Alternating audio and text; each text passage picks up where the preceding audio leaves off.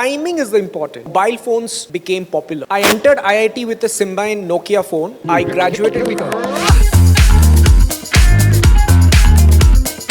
India had lost its reputation for being actually a design base. We were becoming a IT hub or whatever, a software place. If you just walk across the Ayram Kal Mandapam inside any of these temples down south, every artwork on top is different.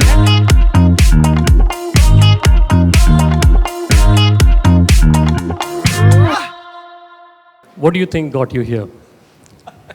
Oh man, yeah, I get asked this a lot because it sounds very different. I'm an electrical engineer, not even something close to design, like it's far, far away. That's why this interference, this light bulbs and all is my thing. Okay, jokes apart, design started as a hobby. It started as a hobby when I was in school. My parents bought a computer for me with printer, and then back then the flex was, you do something different from what rest of the people do. I started printing, birthday cards, New Year cards for my friends, which I would design myself on some tool on the computer, right? Well, I've done mixtapes. Yeah, that's how it started. But it was just a hobby. I came to college. It was again a hobby. I started designing for our college fest, Shastra and Sarang. Some of you might have visited, right? Eventually, I also headed the design teams for some of those festivals. But the timing is the important. The timing that I'm talking about. I was in a 5-year course in IIT, a dual degree it's called, from 2009 to 2014. That was an inflection point in India. That's when mobile phones became popular. I entered IIT with a Symbian Nokia phone. I graduated with an Android device on my hand because that, the inflection point was while I was a student. And design, of course, was there always, but it became popular when mobile phones became cheaper and everyone had in their hands. So while I was studying, I never thought that this would be a good career. It would always be, a hobby. But about the time when I was graduating, I realized that, the graphic design stuff that I was doing as a part of my fest work or college, generally t-shirt design, poster design, if I marry that with the analytical thinking that I'm anyways doing as an engineer, what I'm studying, that's nothing but product design. So that's how it started. I was lucky to get referred by another college senior into a company, housing.com, which was very popular back then. Even now it is, I guess. So that's how I actually got into design. Yeah, it started as a hobby, and then the world changed in a while that something that I loved doing had the potential to pay my bills. I was lucky, I would say. Nice. That's a story of how do you pick up something as passion and then that turns into a career. Now, to you, Dheeraj, the question really is, made in Madras, from India to the world. How difficult was that journey? That's a question we get asked quite often. So one of the things that we put behind all our products is designed in Madras, made in India, because we want people to know Chennai. It's a bit of a thing because Madras has a cool Jaipur, Calcutta, Mumbai, Chennai, Madras. Oh yeah, that's cool. So that was the first starting point. Like we had to first make Chennai cool, and we realized switching back this name was the first thing that we could do. The other thing that me and Aditya were always focused on was we all have an inherent bias to respect a white person's opinion over our own. If someone on Reddit, who's preferably white, says that this product is good, that is the ultimate source of truth. Right? So me and Aditya were always focused on ensuring that we become famous abroad first. So in fact, it's still, like for example, someone came and walked up at me and said, I didn't know you're from Chennai or India. We don't even know you existed. I'm like, great, no problem. We're not trying to be known here. But what was difficult for us was people tend to have a negative connotation about Indian. India has not been historically known for great design. I'm sure there was a period in history where we were known for great design because of our incredible architectures. And while we respect a lot of the Mughal architecture, if you go down south to like Tamil Nadu temples, I'm like, guys, are you even not seeing any of this?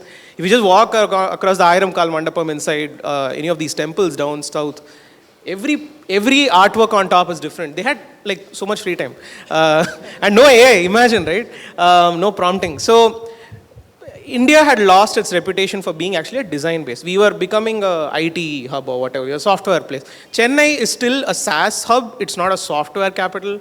That's again slowly changing, but the product, come on, nobody really So it was a very hard task initially to convince people to take us seriously. The push was more that, in fact, we made it work because we didn't want to put too much pressure on it. We just let it slide. That, yeah, we are from Madras, we are from India, but our focus is you like the product first. So the good news is that we were able to differentiate ourselves with good design work. I didn't go very crazy on saying, oh, everything has to be that's something that Fab India vomited. I wanted to ensure that my products sit somewhere between IKEA and Muji and like all these fancy names, because that is what people tend to associate value with these days. So we focus more on making a good product rather than focusing on artistic styling or that was related and pertinent to India. So I think that was the easier way. Now we try to do a little bit more Indianized things. For example, one of the first things that we did is give our notebooks in a surukupai. Like one thing that you get at Tenga after you go from marriage. Guys, it's like 2 rupees. Okay, I used to sell for 25 bucks INR, right? And 5 people used to be, oh my God, this is so great. I have like 1,000 of them at home. And then, where I went and purchased my first surukupai was in Saukarpet. We didn't go to a vendor and supplier and all. We went to a greeting card maker who will also have surukupai. And then we just said, just remove everything that makes it gaudy. And just do what I say, which was a very hard job, trust me. Sir, it has to be gold, sir. Like, guys, no, really, just put black and give it to me. I'll pay extra for you to not do work. So that's how I took Indian design a little bit abroad. I just gave them a little feeler. Even our ink boxes are more modeled towards our paintings and this more mystic, this Vedic chants. If you look at my ink box designs, compare it with Sacred Games' introductory title cards, we came first. Okay. Just to be clear. But if you look at it, you'll start seeing a lot of similarity. So we started playing around with trying to westernize the design more. That's how it... I think there's also a small drawstring giveaway in the Yeah, in that's the also Surukupai only. Yeah, it's super cheap, very affordable. And I can totally understand how it's an uphill battle asking them not to put the gold in the bag or not to over-design the whole bag. Getting the bag would have been easier, I'm sure. It wasn't at all. They didn't understand that I needed a particular GSM of the cloth. Sorry, everything is just cloth. Thank you, that's very philosophical. But just please just give me that's what I asked you for. They were like, sir, but you don't have that much stock, we have to produce. So to get simpler items, we had to spend more time. In fact, that is the battle that we both, me and Atya struggle with. Actually, it's not about doing the product. It's more about just convincing people to do it the way we want it. Awesome. The next one I wanted to talk about was the scale at which you operate. I mean, designers generally love autonomy, creativity, freedom to build. But at Swiggy's scale, I think that's going to be it's going to be harder to make that happen for your own teams as well. And that pressure translates back on the designers that you have so many constraints that you work with. How do you manage that, or how does a team keep themselves excited with working on these projects for you? See, I'll tell you, I'm here to be a great designer. And I also want to build a great design team which has great designers. Now, great designers need tougher problem statements to prove their worth or to feel happy. And tougher problem statements can be built through many ways, and constraints is one of them. When constraints come around scale, around people, around a lot of things, around tech challenge, around timelines, around something conflicting, those make the problem statement even tougher. If I ask someone, hey, make a food delivery app, make it look good, I will have 100 people or maybe 100,000 people who would be able to do that. But I give you 20 other constraints and they say, now make it look good.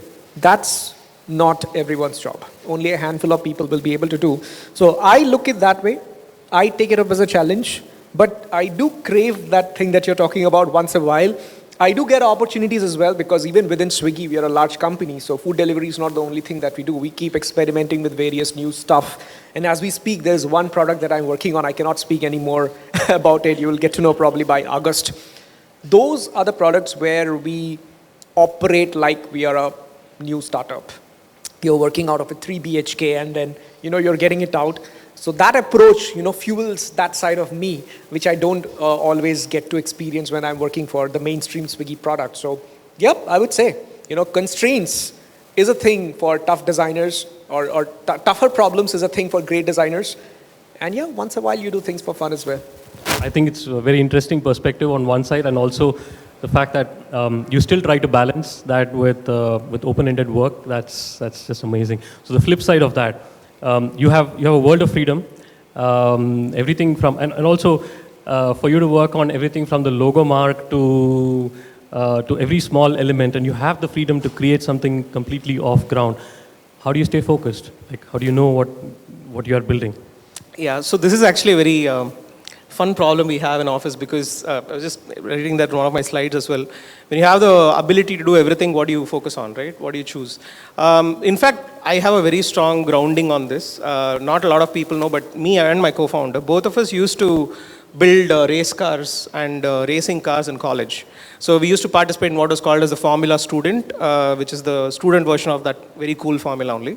Nobody really races because they will probably kill themselves. So the cars were built for performance, right?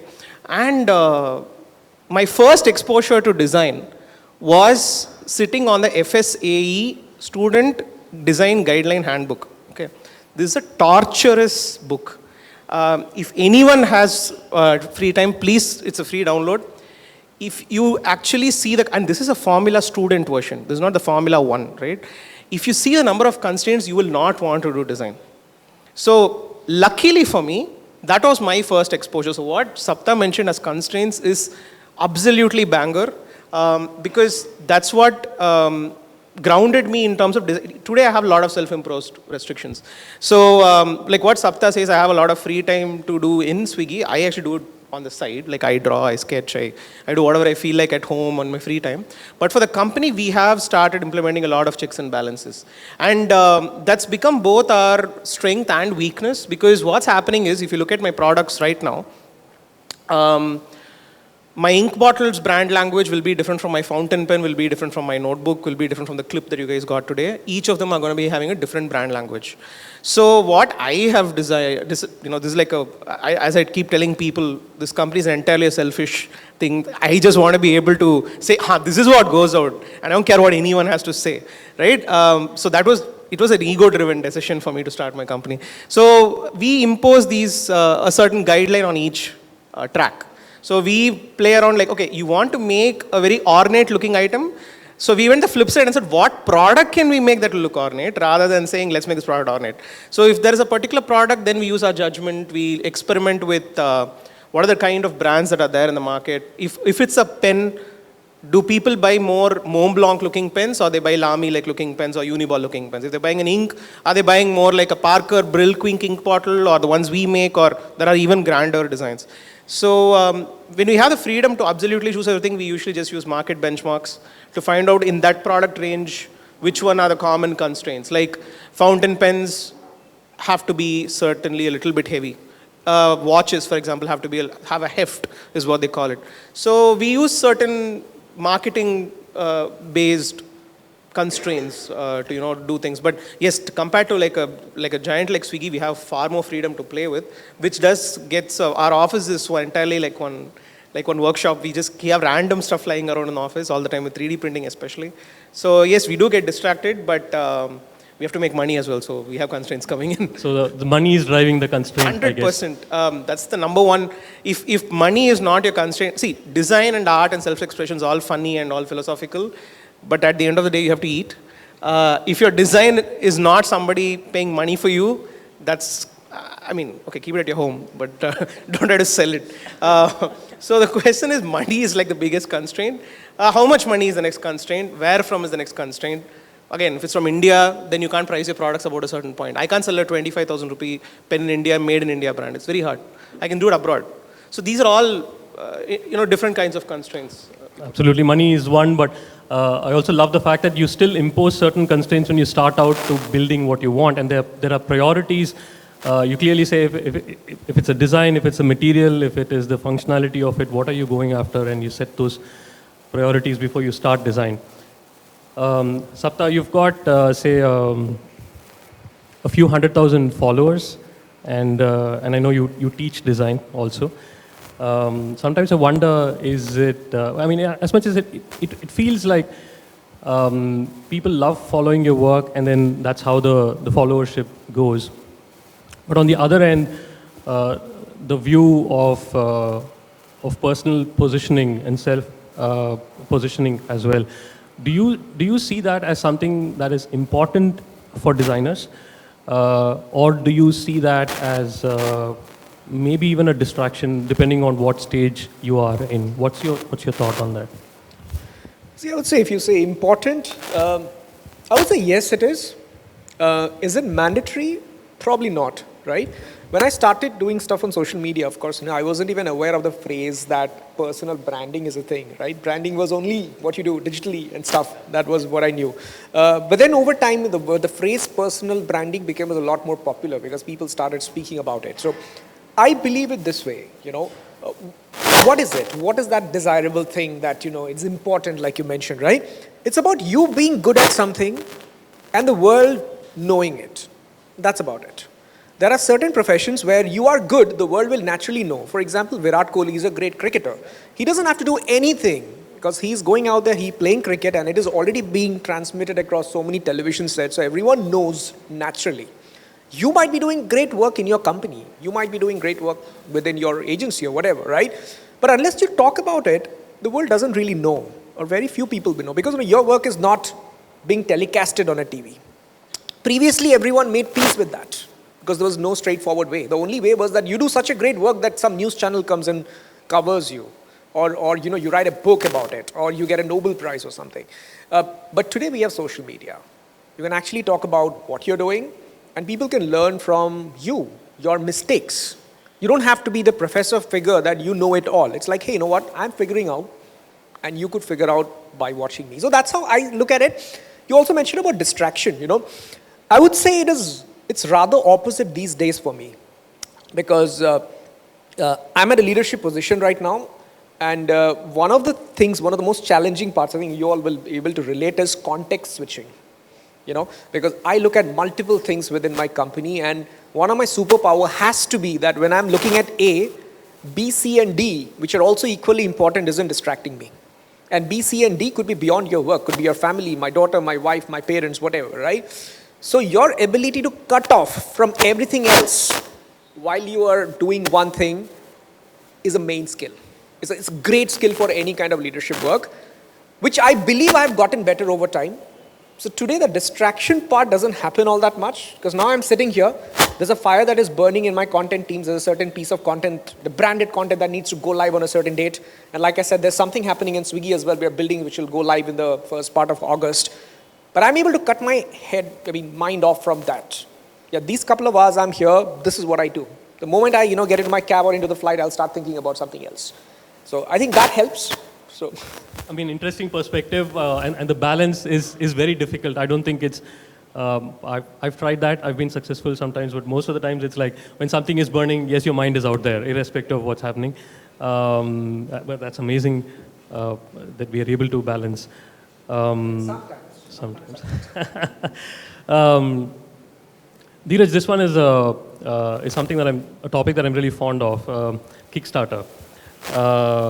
You've done not one, you've done 2 successful Kickstarter campaigns. It's not a common story generally, but it also helps position ourselves as, even from a geography standpoint, out in the world, because you're competing out there with everything that's being created in the world. It's a very difficult competition to be in, a different race to be in, because you're trying to impress the whole world with the work that you're doing. And you've run 2 successful campaigns, raised over $600,000. I think this audience should know how that journey is. How did you approach that? What does it take for them to, if they have a concept in mind and if they have to go crowdfunding, if you have to get on Kickstarter, what does it really take? What's that process like? Yeah, thank you for that question. That's one of the things that we have become known for. In fact, the bag that Sapta is carrying right now is a company called Peak Design, and that's entirely a Kickstarter-driven company. The bag that he's carrying is as well. That's a Peak Design bag as well.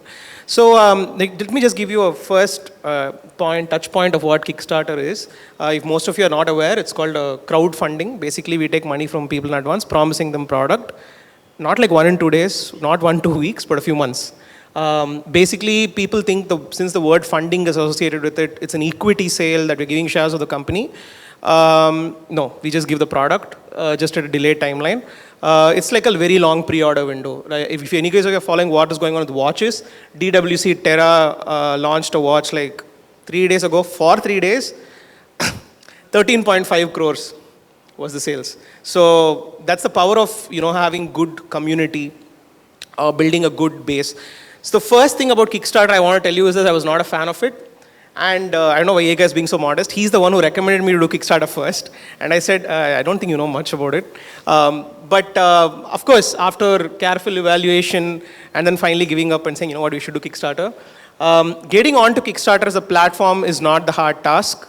The hard task is getting people to know about the fact that you're on Kickstarter, because Kickstarter is now also just like an overpopulated space where everybody gets to upload products, everybody gets to do like some of the best things you've seen around Cards Against Humanity, the card game, Pebble Watch, Peak Design bags, endless products. They're all from Kickstarter, right? So the journey to get why we chase Kickstarter specifically, and why I give a lot of regard to Yega's suggestion, which he did in the beginning, and for internal purposes, thank God we did not do it then, because we would have shut the company down. The first product was a miserable failure.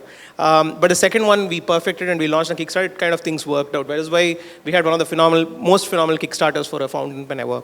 And why we like to chase Kickstarter is, folks, if most of you are not aware, you can buy awards. In case you guys have been told otherwise, I'm sorry. But yeah, but what you cannot buy for real is customer retention and customer satisfaction and all these things. You can throw them with any amount of free products. You can throw them with any sort of marketing campaigns. So why it is important for us is the first campaign did $260,000, $50,000 on an average. Second one did $350,000. That's validation. Right? Because that means I promised that I'll give you something at some point in time, and I gave it to you. Some of you hate it, too bad. But most of you like it, so you gave me money again.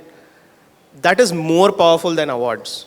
For any investor, for any person you're going to talk to your company about, because this is basically what companies aspire to be, is to have revenue in before you have the product out.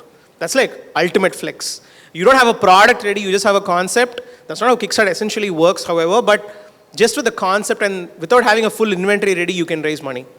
And the best part about being on Kickstarter as a platform is the fact that you don't need to deal with a lot of snobby investors. They won't ask you for your balance sheet. They won't ask where you're from. They'll be like, they won't take your phone. No. Just launch it there. If the product is good, the people who are supposed to really give you money, the customers, come and find you directly. And that becomes your thesis to talk to other people based on. So today when I have pitch meetings, today when I have meetings with people who are, I'm looking for funding or whatever, the fact that I was able to do sales on products which were never there in the market, I didn't increase sales, mind you. This is something that never existed for my company, right? So that becomes a very powerful tool, more than awards, more than anything else, because Kickstarter as a platform puts you directly with the customer.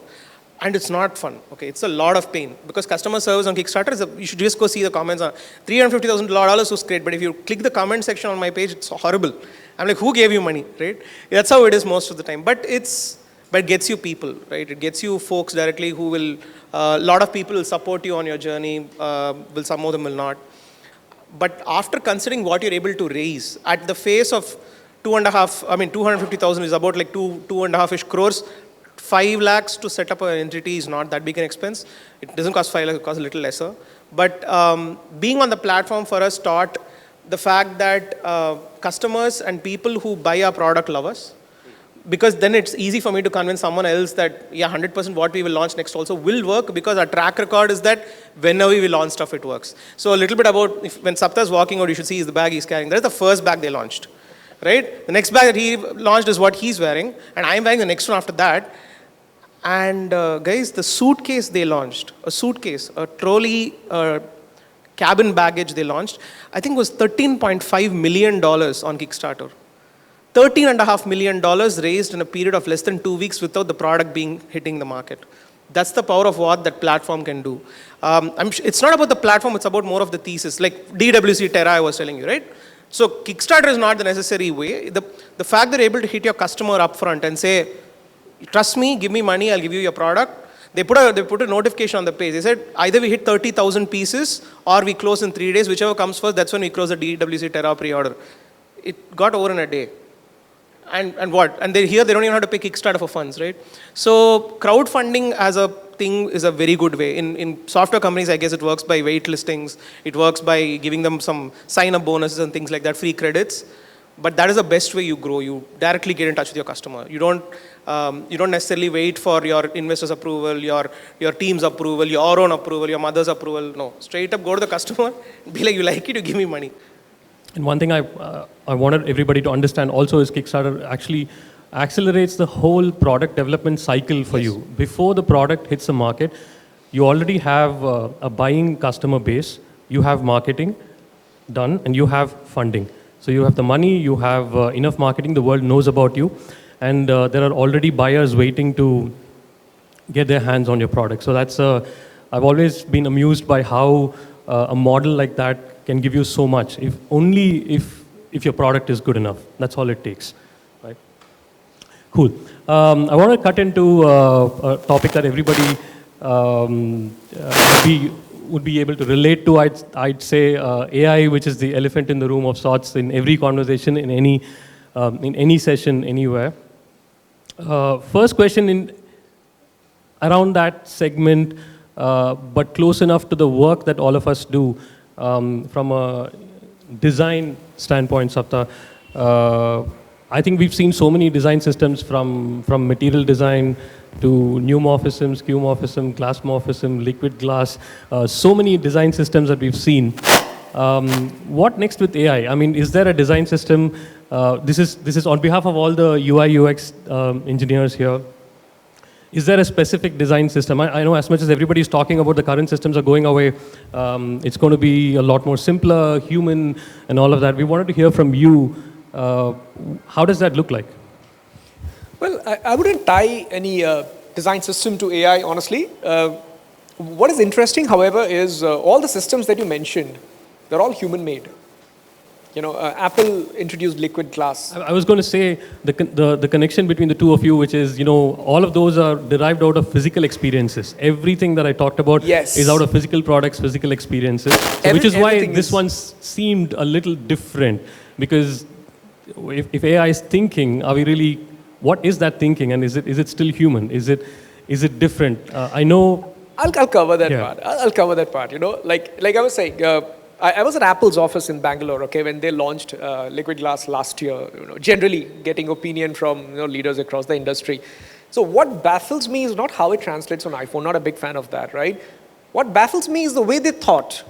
Glass is not liquid in its form, it's solid. There's someone who imagined how liquid glass would be. They translated it into digital and made a system out of it. That thinking process, whoever had done, that is something I respect, not how necessarily it translates. I have like a hit and miss sort of relationship with liquid glass, right? I don't know in today's capability if AI can come up with that kind of an idea. We have been talking about taste and stuff, right? AI is the average of what the world has seen. I'll give you another example. I think that's going to make it a little clear. Like I said, you know, I use AI for almost everything in my life. I've produced music with AI. I've written documents with AI. I've designed with AI and all of that. One of the things I would say, music. When I make music with AI, my mind gets blown. It's like, how can it do such a great job? But when I look at a design, I don't feel, you know, this is okay, but it's got room for improvement, you know. And I saw this pattern. There are certain things I feel that, oh, wow, this is like next level. And some other thing, hey, this is like meh. I spent a little time on it and I realized that things that I'm not good at, not so good at, I feel AI has done a great job. But the things I'm relatively better at, I start seeing faults. Similarly, you go ask a musician, they'll say that, no, this music is not good, right? Not any research, but if I were to just put some numbers, AI can do stuff which is great for 90% people in this world. Number could be 95, 97, I don't know what it is, right? That's why, you know, I'm not a top 10% musician. I'm a bottom 90% musician. So when I look at music created by AI, I am like thoroughly impressed. Now the thing about design, since you folks are designers out here, none of you are in the bottom 90%. Bottom 90% doesn't make you a professional. Maybe, the top 5% makes you a professional. And honestly speaking, when I tell people, I say that magic happens only in the top 1%. AI is not there yet. So you can use AI to speed up your stuff. Maybe the next liquid glass or a solid sand or whatever it is will come from a human mind. The release may be speeded up because of AI, but it is going to come out of one of your heads or all the people out there in the world. Yeah, I think that's my stance on AI, Yega. You want to answer? Yeah. So this is, this topic hits home very hard. So I keep thinking about, from not from just this perspective, but from other perspectives, like what exactly is AI, right? And I keep telling everyone it's an averaging platform. Even at 97%, I want a 97th percentile output. It will still give you the average of 97th percentile. It won't give you 97.1 also, right? So one of the things that I notice that AI can't do is be random, right? If I go to tell an AI and say, hey, design a black shirt for me, it's going to give a black shirt. If I say, unless and until I prompt it to say, hey, you know what, also make the logo a light purple or a lavender, it's not going to be able to do it. There are some 200,000 shirts of plain black versus one shirt which has this purple logo. Randomness, I think, is the key strength that human beings have and which AI will never have, hopefully. The point is, today morning I woke up and chose to wear this black shirt. Funny enough, he's wearing the same branded shirt. Really expected to wear Andamans. Yeah. I just wanted to wear something Indian made and just wanted to promote homegrown stuff. But why did, even randomness really does not random. Like both of us are wearing the same branded shirt. I was almost going on browns. I was checking out with my friend also. So even randomness isn't really random, but the fact that you wake up today morning and say, hey, today I'm creating this website. Tomorrow morning someone can wake up and say, I'm going to build another Swiggy, but useless. But the day before Swiggy launched, if someone decided to use AI and build Swiggy, that would have probably made an impact. So the human aspect of things, I feel, is the ability to be absolutely random. And liquid glass is like, as Sapta mentioned, random as hell. Like, why would you even think of this, right? Like, not liquid wrought iron, not liquid metro bridges, liquid glass, right? Someone managed to say, no, I'm not going to work on glass once it's on a pane. I'm going to see when is glass blowing it, how do I see objects through that? I want to make a UI for it. Bro, I don't know. But yeah, so randomness, I feel, is going to be the ultimate human strength. When I buy a lot of luxury products, when I look at a lot of luxury products, hoping to buy, if you look at some of these very cool Mont Blanc pens or any of these luxury brands, right, they will have an offsetting color. If you look at Tiffany and company, they will sell you a steel watch which will look like every Casio and Timex watch, but the dial is in a Tiffany blue. Doesn't make any bloody sense. Like, why exactly would you choose that blue? Why is it only that blue, and how are you able to replicate across materials? The fact that you're able to make why is this container orange? Right? But I can see it every time I go across the road. Probably it was gone. But someone someday woke up and said, hey, I'm not even going to buy a container, I'm going to build it. So this, you tell me how AI is going to come to, is what I am more curious about. So unless there is an overarching machinery that's developed where it's developed to be random. In fact, even on a computer, if you type random as a command, you're still going to get more predictable results. The fact that human beings are random is what makes us really, really awesome. Like, why would you wear offsetting colors? Why would you choose a wheel instead of a table leg? These are all things which AI, at one point, what I notice is that the minute you hit this level of randomness and specificity, AI is not doing the work. You're only doing the work. You're just getting it done faster. So the fact that you're able to tell AI to use this knit instead of, a cushion, is you doing the work. So AI is not technically doing the work, it is just doing your work faster for you. But the fact that you arrived here is your question of taste and I feel like randomness is like our biggest key strength in anything in design. In fact, the fact that you can absolutely think, why the hell would a fountain pen need to retract? Why would a bottle need to spin? Somebody's paying me for it, so I'm happy for it, but that's how it is. Like randomness, I think, is our ultimate strength. So all of us agree that, a mediocre average output is something that AI can generate. So is mediocrity at risk? Mediocrity has always been at risk. It's not that AI is making dumb people seem smart. Okay, I'm sorry, nobody's technically dumb, they just don't know it yet. But the point is, mediocrity has always been at risk, which is what differentiates what Sapta mentioned as the extra 5, 1, 2%, right? So mediocrity is not at risk. I would say mediocrity is gaining a lot of attention.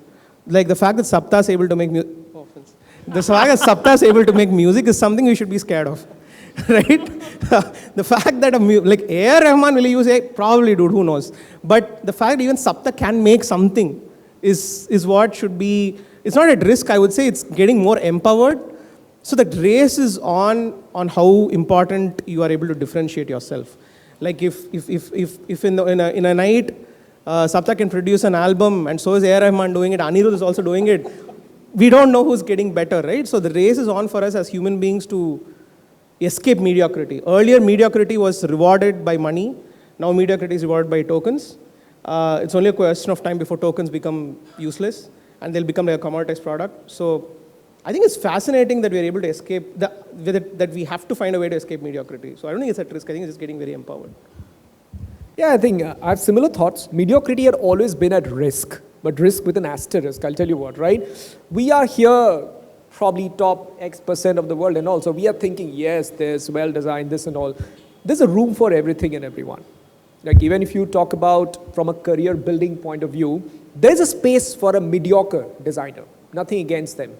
You know, not everyone needs to be at the top 1%, because if everyone is top 1%, no one is the top 1%, right? Because the average itself is so damn high. What AI is doing right now, since everyone is creating with AI, it is adding more mediocrity to the pool of things, the knowledge base of AI, which is in turn increasing the probability of you generating something more mediocre. Because you know everything that you generate is the same purple to pink gradient. I think people who have used the vibe coding tools, and unless you specifically tell it, right? So that's a fear. But you don't have to be worried about anything. Just see how can you use your natural instincts, natural skills, and use AI to speed up. I think that's a way to go about. Yeah. Perfect. Makes absolute sense. Next question I had was a little extreme. Like I wanted you guys to share what's the most shittiest feedback that you've ever had? Like, or what's the most feedback that you thought was, it's too extreme or didn't fit what you were building? Any funny instances of what's the extreme feedback that you've gotten for what you've built? Oh, many. Oh, at least 10 thoughts in my head. I'm thinking which one to narrate. See, I work for a consumer-facing company. Last 8 years of my life had been at Swiggy, right? And there are different things that can agitate a customer. You get your order late, and if someone knows me, they will hurl a few abuses at me. Doesn't happen all the time, but it does happen, right? I've received calls. There was a time when there's a Swiggy Designs Instagram page, and my phone number used to be there because you need to put some phone number out there. People would dial me, mithai order kiya, abhi tak nahi pahuncha. I'm like, sure, I understand, right?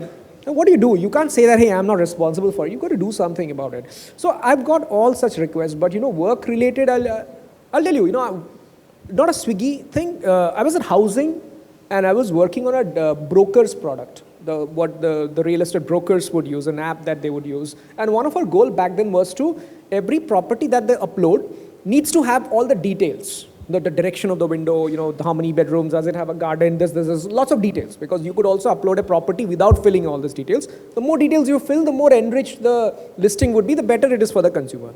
So I was designing for that problem, and I made a gamified system, right? The more details you add, the more coins that you earn, and the more coins that you earn, the more tiers that you unlock. You're a star, you're a diamond, and all of those, right?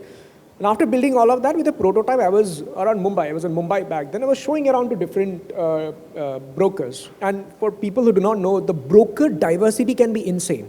There are brokers in Mumbai who drive a Rolls Royce, who have wear golden Rolex and have a huge office. And there are also brokers who live in that gully who's just, dealing with PGs and all of that. So I think it was one of the second category of brokers I was showing. And that guy said something, which just hit me like a bucket of cold water. It's like, इस coin से मेरा भाड़ा थोड़ी ना होगा. It translates to, with this coin, I cannot pay my rent. I was like, fucking yes, you can't, right?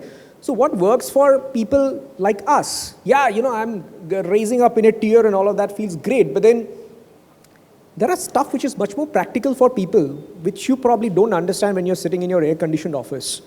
So I think that was one of the most hard-hitting feedback that I ever got. It changed my perspective into how important is it to meet and know your users before you design for them. Right? We assume everyone to be like ourselves. No, we are entitled lot. We are the top 1% of India at least, but we are building for a larger audience.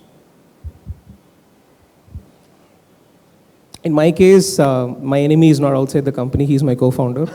I don't need to meet customers, I just need to give it to Aditya and he'll be saying something, so, I would have spent like some 3 hours on it, right? I would have been like, when I showed him the Endless logo, the font, I showed him 4 options. He said all 4 look the same. So for me, there's a Tamil dialogue, like, for me, in my office, it's usually my co-founder. But I'll tell you why that's a very, very beautiful thing for me, because if I'm able to convince him to actually care about what I make, I would have convinced a really hard set of customers outside, which has been a very good North Star for me. So, because most of his feedback is extremely useless. I don't like it. What don't you like? Do you think, I don't know, dude, I don't feel it. And then sometimes I have to push back, sometimes he's accepting of it, sometimes he's like, screw it, dude, you need to make money today, just ship it. So there are a lot of things that, in terms of feedback that I receive, but for us, since we are at a position where we both run the company together and he particularly doesn't care about how things look most of the time, it's a question of what gets out there. But the ability to excite someone as hard as my co-founder is actually a pretty big task. He's very easily unimpressed. Anyway, the harshest feedback I have received from my product is actually product failure itself. As mentioned about the Kickstarter project, the first product that we wanted to launch on Kickstarter was also a retractable fountain pen.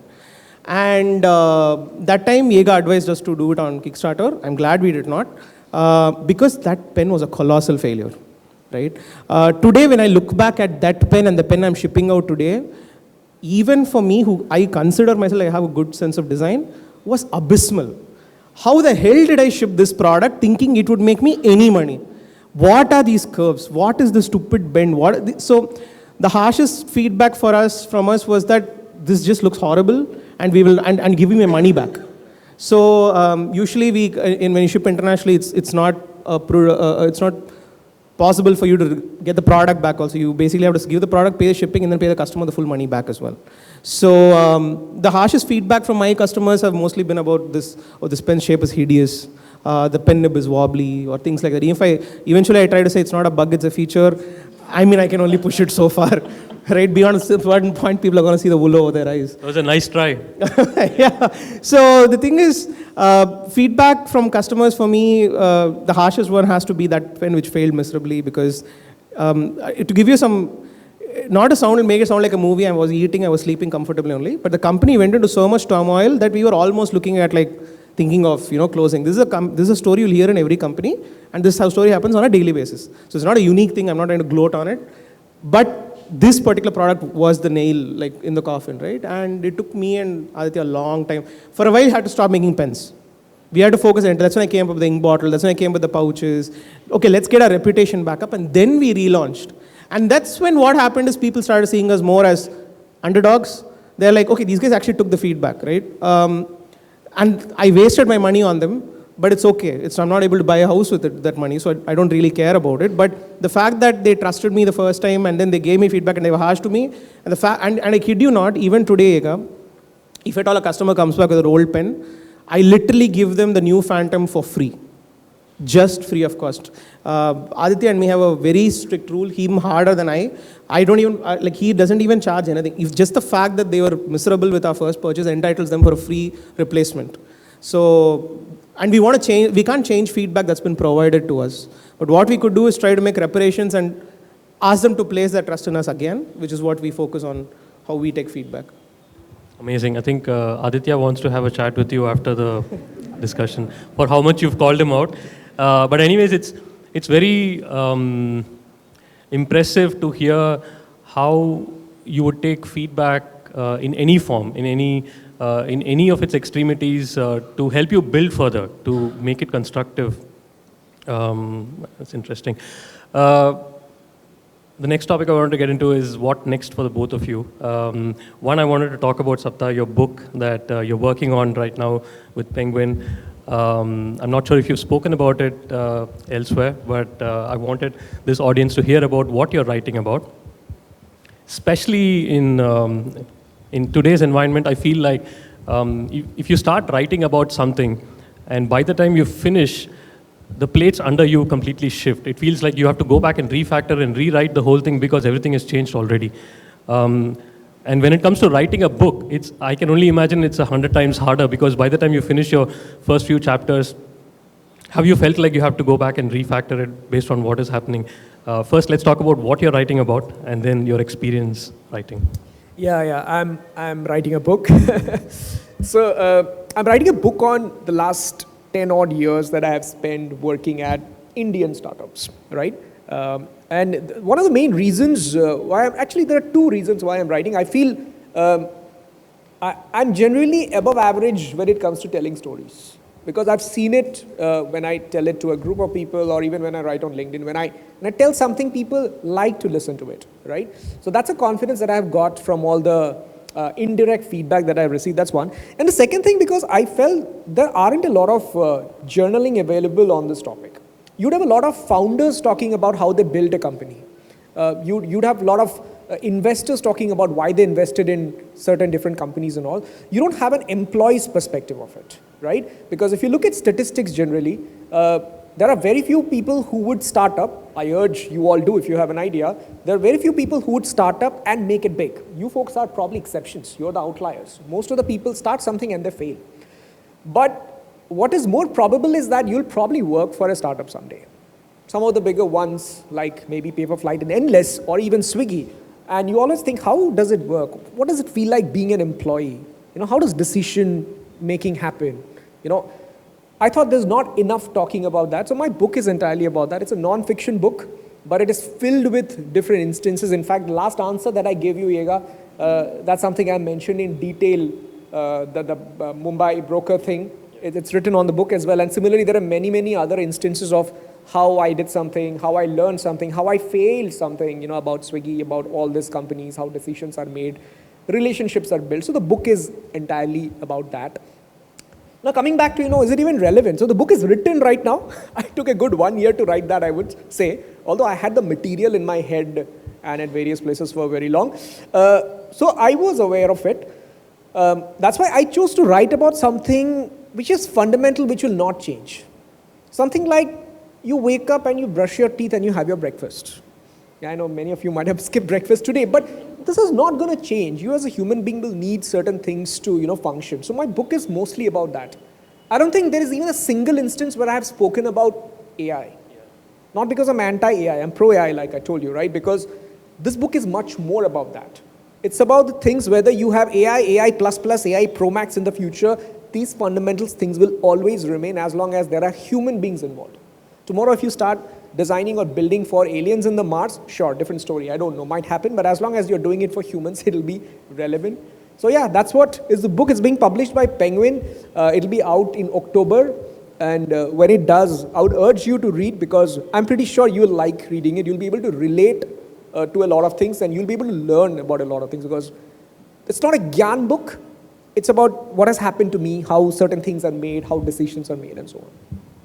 Beautiful take. I think real experiences matter the most at this point in time. For you to articulate all of that is going to be helpful for a lot of us. Over to you. Since 2050, the 3D printed lifestyle goods that you're venturing into, I'd like for this group to hear about how did you start, how did you envision something of this sort, and where are we with it? Definitely. Before we jump into that topic, books are like a huge thing for me, and I just want to talk about what Sapta is doing. It's incredible because I'm really looking forward to that kind of a book. A lot of you have read, at least read the title of good design books, right? Design of everyday things, steal like an artist, do this and that, do this, do that. If you look at all these books, you know what you'll get. Chapter 1, do this. Chapter 2, do that. Chapter 3, I did not do that, but you do that. Right? I'll just add one thing. My book is not a design book though. It's about anything. Yeah. Exactly. Why I'm saying is that most of the books I read were always like this. They were very guidelined, right? Like, this is what you do to get there. But one book in my life changed everything that I thought about design. It was Ken Kosienda, who wrote this book called Creative Selection, which I highly urge every one of you to read. If you're into reading, if you're not, then please at least ChatGPT summarize it. It's about a person like Sapta, who was in the Apple's design team when they came up with the iPhone keyboard. I highly urge you to read that book, because that book taught me design more than Design of Everyday Things by Don Norman. And that is the book I hope this book is going to be, because people need to hear from practitioners, not from faculty or not from people who are coming from a position of authority and saying, I made it, just do this. But that book called Creative Selection, I highly urge you to read it, because that book talks about how they made an iPhone keyboard when there was no reference keyboard to start from, right? So, I mean, I'm just very excited for a book from a person who's actually done it, rather than, because mostly I read these faculty, Stanford, these school books, I'm like, yeah, okay, cool, I got it.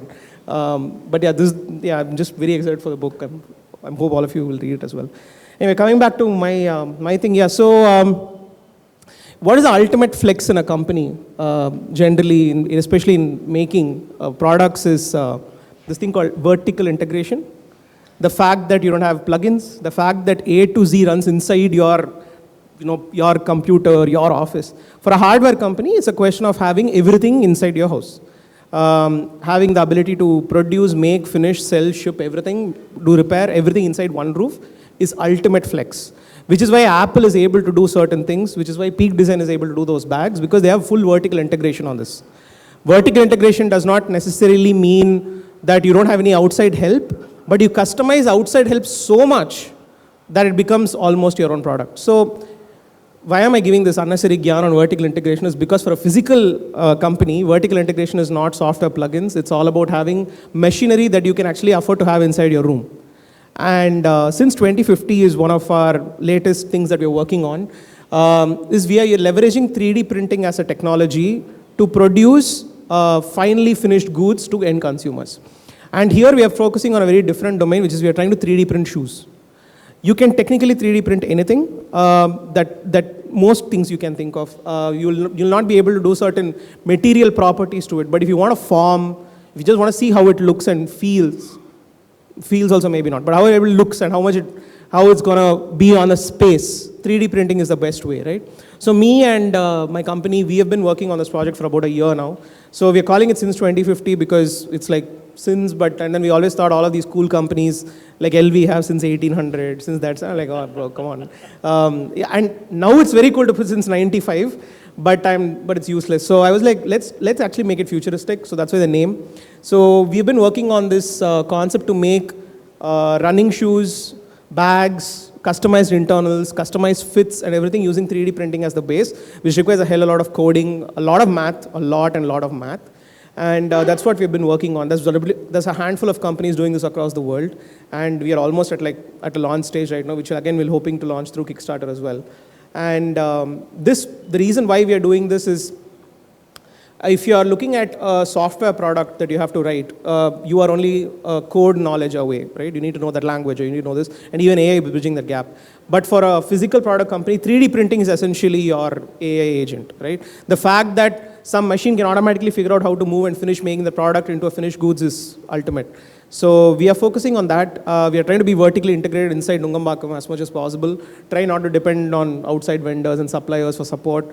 Most of this is plain math, coordinate geometry from 8th standard. NCERT textbooks are really good. Like really good. Only when I know the examples now, it's really amazing.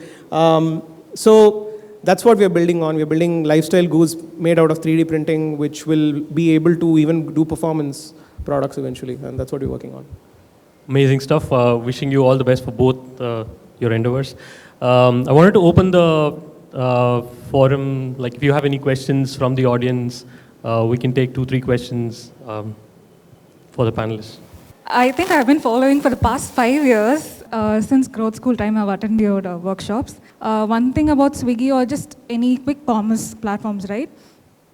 Being a designer and an extreme empath, I feel that the delivery people, right, they're also one such user. I mostly avoid ordering online because someone is actually struggling to get my food home. So two things. How do you see the delivery people as a user? How do you empathize with them? How can you improve their experience rather than just focusing on the end user? And second thing, like how is the quick commerce moving forward? See, I'll say when I use the word user, right? We are a three-way marketplaces that we called. Our users are not always consumers, although the examples that I had used were consumers because you folks are consumers. I don't think any of your restaurant owners or delivery partners here, you might be. So when I say users, it's all three of them. And in fact, for the non-end consumer, that is for the people who are not using the Swiggy, the challenge is even harder. Like I was saying, right, the brokers, even at housing, like we made for brokers, we made for end users and all, it is even tougher because they're very different from who you are. Like what you mentioned, right, you've kind of reduced your ordering because you feel it's bothering them. Why should I bother? If you really understand their story, the more you order, the better life they have because that's their earning mechanism. Imagine you owned a small shop and you are doing something to maybe squeeze some sugarcane juice out and you are like, hey, I'm not going to buy the sugarcane juice. Bichara, that guy is using all his strength to squeeze that juice out. And if you don't buy, that guy probably misses out on his dinner or something, right? It's kind of similar. So unless you go and spend time with them and understand what they are into, you'll never really know what the value of 5 rupees or 50 rupees is for them. For us, it's probably nothing, isn't it? So understanding them is absolutely important. Coming to what we do, we have much more regular immersions as in just meeting and stuff that we call, with our delivery partners and our restaurant partners, way more than we do with our end consumers. Because it's essential. We even go and do deliveries. If you're in Bangalore, you'll probably see some of us delivering your order once a while, right? So we need to do it because unless you understand those problems, you'll never be able to solve for them. I'll give you one example which probably you should be able to relate. There are lots of restaurants inside malls. And when you order from a platform like Swiggy, it could be served from an outlet which is inside a mall, say McDonald's or a KFC or something. How do you go to a mall? You put it on Google Maps, you go to the main grand entrance, you get inside, you watch your movie, you do your shopping, you eat your food and come.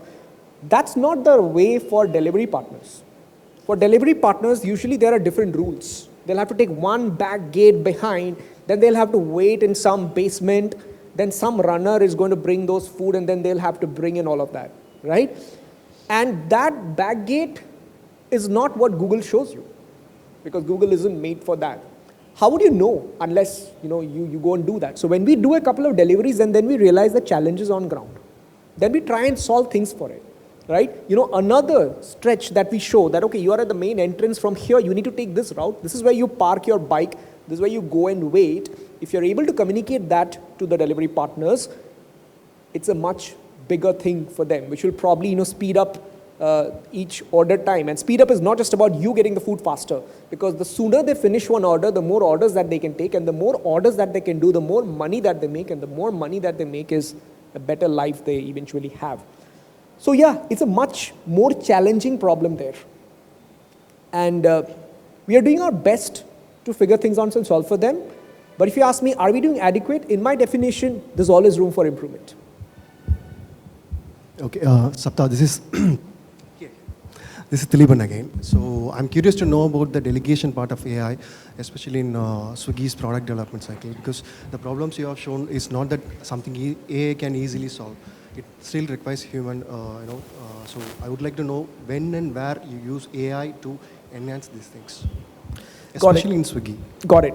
See, in Swiggy and also in my personal life, because I've been instrumental in pushing some of these things at Swiggy as well, we try to divide our tasks into two large buckets. We like to call it high touch and high tech. High tech are the stuff we try to automate as much as possible. It could be, I don't know if you get a sense of the scale at which we operate, right? Even if we change the height of a button by 4 pixels, it can have massive implication of how many orders we are placing. Sounds magical, mind blown, right? This guy's faking. No, this is true. This is the magic of scale that we operate in. And at that scale, some things can happen in huge numbers, like the banners that you see on our app, some banners, ad sort of thing that comes, right? There could be more than 100 or 1,000 different variants at any part of India running at the same time. Chennai, this area might see this banner. Bangalore, that area might see a different banner. You might see one offer, he might see another offer, and so there are lots of variations. Those are some of the things we call as high-tech design. We try to automate them as much as possible. In fact, most of the things that you see are automated. Then there are things which are high-touch.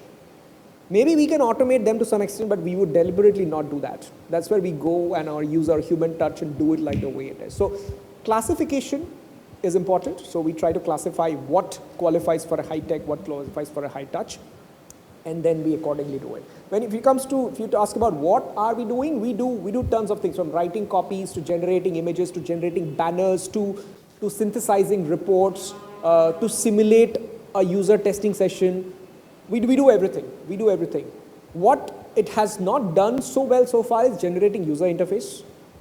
It's not all that great, but we use it as a brainstorming partner. Because what you do at Figma is probably the last 10% of the work. That 10% still not able to do. Figma agents is okay, it's doing some green shoots. But anything that the first 90% of design work, a lot of it we try to use AI in whichever way possible. Hi Sapta, hi Dheeraj over here. I'm Arup and I'm a product designer. So I build like agentic AI applications over here. So certain things like usability and accessibility, we are like trying to move it to agentic AI. Right. We have like a workflow automation and Right. making all these things like automated over here. So I want to understand what's your take on this and like how the future will be. No, this is absolutely great, man. That's why, I have built a similar tool as well, but of course for my own reasons. Then I also saw there are other stuff which are already present. Like there's a tool called Figma plugin called Floto. Have you tried it? Yeah, pretty good. And why it's closer to my heart is because it's actually made by a bunch of Indians who are based out of UK. Yeah, I have a thing for Indian brands. I'm wearing a couple of them. So do you. So that's why I really like it. It does the same thing. You can select a couple of artboards. It runs through it. It knows it is Floto, F-L-O-T-O, right? And it has all the WGAC guidelines and whatever stuff that you find online, right? And it just says where your designs has any problems, and you can, go fix it and all. We have also tried to build many of these things in-house as well at Swiggy. So where, our thing is design system adherence. We have a design system and not every designer might use it. They might be just exploring and then forgot to connect it. So we have a plugin that kind of connects all of this and says that, okay, you can just fix everything in one click. So coming back to your answer, definitely has a lot of potential, right? But it depends on what do you want to do with it. Is it a tool that you're building just for yourself, or do you want to sell it so that more and more people use it? But yeah, you're definitely in the right direction. Yeah, about the agentic AI part, one of people think that in hardware there's no AI, but I just want to tell you about the, Yega knows how many cloud tokens have been burning through. A lot of the things that you build with hardware are actually machined at the end of it. A machine is literally code. Agentic AI is what I am using to actually generate a lot of the math that I'm doing for how to 3D print. So when you're moving through a UI, like how Sapta was describing between screens, if you take a look at how a machine toolhead is moving from point A to point B to point C, it can move in like every time you add, it's a question of factorial, right? 3 factorial, 6 factorial, 10 factorial. That many number of ways the way you can move an object or a tool. How do you move an object in such a way, in a realistic sense, that it produces the finish that you want? If you look at an object which has a brushed finish versus a sandblasted finish, they're all machined, right? That's another place where agentic AI is being used as well. When you want to automate how much you want your shoe cushion to like flex, how do you translate that math to agents? Is also there's a lot of AI in physical things as well. It's just not a very common, they don't have an understanding of where it is applied. But AI is getting a lot into physical manufacturing. So since 2050, what I was talking is almost entirely built using AI, at least on the code part, because that is not our core skill set. So yeah, AI is. It's like electricity, folks. The microwave, refrigerator, AC, cameras, they're not invented yet. Who will invent? You folks. Hi, my name is Weber. I had a question on the, one is, what is the design of the incentive structure for your, say, delivery partners? And how does the UX help those delivery partners achieve that incentive? And another question is, who is the competitor that inspires you the most and why? See, the biggest challenge that we face for our delivery partners is explaining them what their ways of earning are. Because they're not as educated as you and I are. So We'll have to take different approaches to make them understand. So coming back to what structure it is, where broadly if I tell you, they have some fixed earnings and they have some variable earnings and then they have some incentives. These are 3 levels of thing. Fixed is like what you will get, kind of like your salary sort of thing. Then there's a variable, you do this. And then there are milestones that this many orders, you get a bonus of this. So, and this is something I said in very simple words. There are more nuanced layers and all to it, right? If you look at all the possibilities, it's actually good. But do they understand it fully? Did we overcomplicate all these models that they don't even understand? Maybe. So simplifying that is our biggest challenge that we look at, right? So that's what we try and do. And that's why, like I said, for delivery partners, we engage with them a lot more. The people who are involved in the design of delivery products, they go for deliveries every week.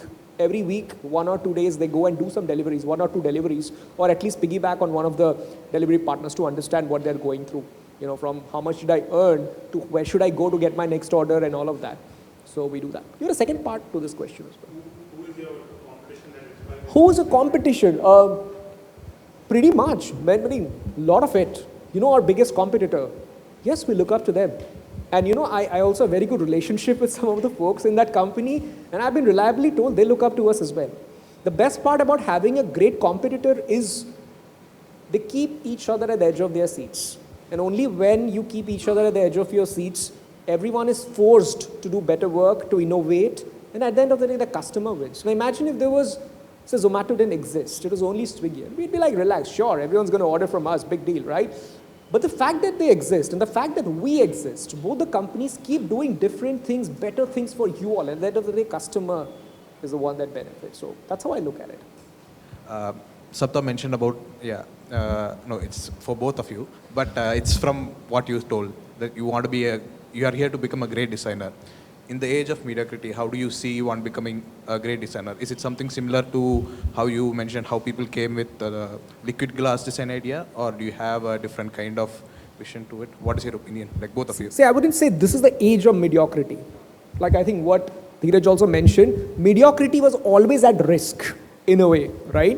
And I believe in this thing, magic happens only in the top 1%. Any profession, whether you're a doctor, engineer, everything, the magic. And when I say magic, I can't explain you what that is. Once you are there, you will know what it is. That's what. See, we all are trying. Now, if I say, am I at the top 1%? Maybe I am, maybe I am not, right? Maybe one day when I'm absolutely sure, yes, I am, then I would know. But I would say details, right? One of the finest examples, I think I was telling you a bunch of people out there, your ink pot. Like, ink is a permanent liquid. If it spills on my pants, on my shirts, it's going to get destroyed forever. Or my desk or important papers. That's the reason it needs to have a very well thought out lid.